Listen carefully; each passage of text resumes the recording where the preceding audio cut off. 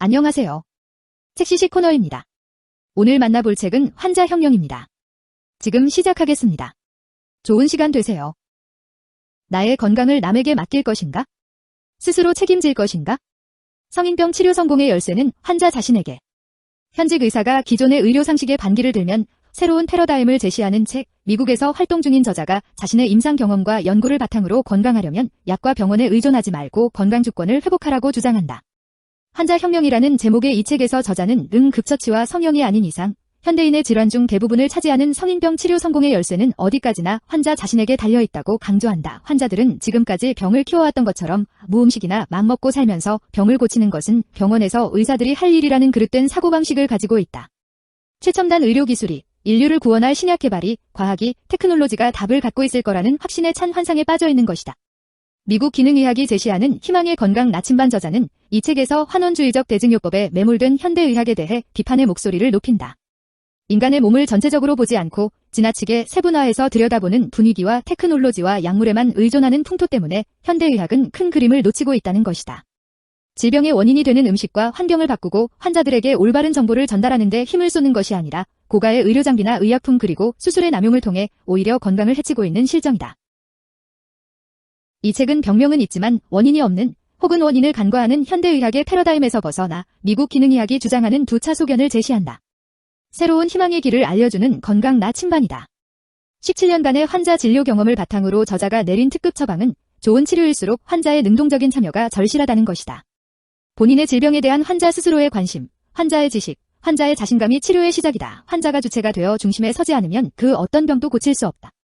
의사들은 그저 관리만 해줄 뿐이다. 나의 건강을 남에게 맡길 것인가? 스스로 책임질 것인가? 완치하고 싶다면 절대 이 책을 놓치지 마라. 저자는 이 책을 통해 환자들에게 강력한 동기와 의지를 부여한다.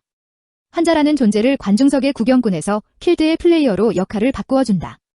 의료와 질병 치료에 관한 한 수동적인 존재로서 치료의 결과를 운에 맡기는 것에만 익숙했던 환자들을 질병 치료에 능동적으로 참여하는 존재로 이끌어내는 놀라운 힘을 갖고 있다.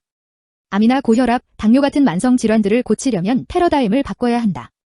되지도 않은 알 약 하나에 모든 것을 거는 게 아니라 먹거리와 영양, 생활습관, 수면, 스트레스, 운동과 같은 생활 환경부터 먼저 점검할 줄 아는 지혜를 갖춰야 한다.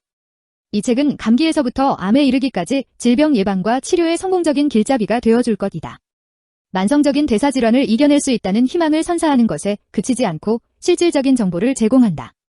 당뇨, 고혈압, 고지혈증, 비만과 같은 질병들을 약에 의존하지 않아도 되는 수준으로까지 완치하고 싶다면 절대 놓쳐서는 안 되는 책이다.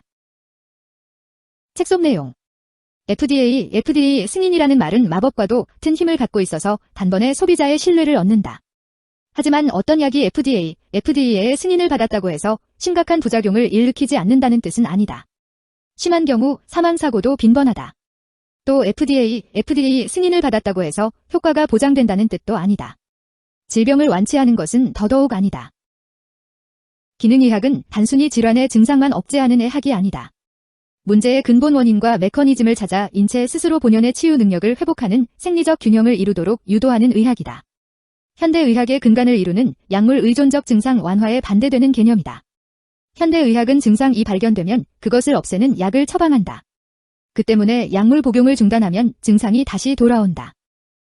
많은 사람들이 오해하는 부분이지만 어떤 경우에도 영양제가 진짜 음식을 통한 영양소를 대체할 순 없다.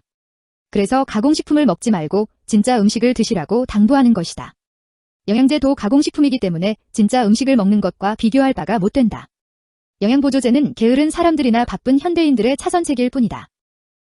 당뇨병에 걸렸다는 것은 인슐린 저항이 생긴 것이 원인이고 그 결과 증상으로 나타나는 것이 고혈당이다. 그런데 현재의 모든 당뇨 치료는 혈당에만 집중하고 있다. 그러니 약물로 혈당을 조절하는 것은 당뇨병을 고치는데 아무런 도움이 안 된다. 실제 당뇨병을 치료하는 것이 아니기 때문이다. 그래서 환자들의 당뇨병은 멈추지 않고 계속 진행되는 것이다. 몸은 허튼 짓을 하지 않는다. 우리 몸이 혈압을 올리는 것은 온몸 구석구석에 피를 보내 산소와 영양소를 공급하겠다는 노력이다. 나이 들어서 혈압이 올라가는 이유는 갈수록 심장이 더욱 강해져 피를 세게 내뿜기 때문이 아니다.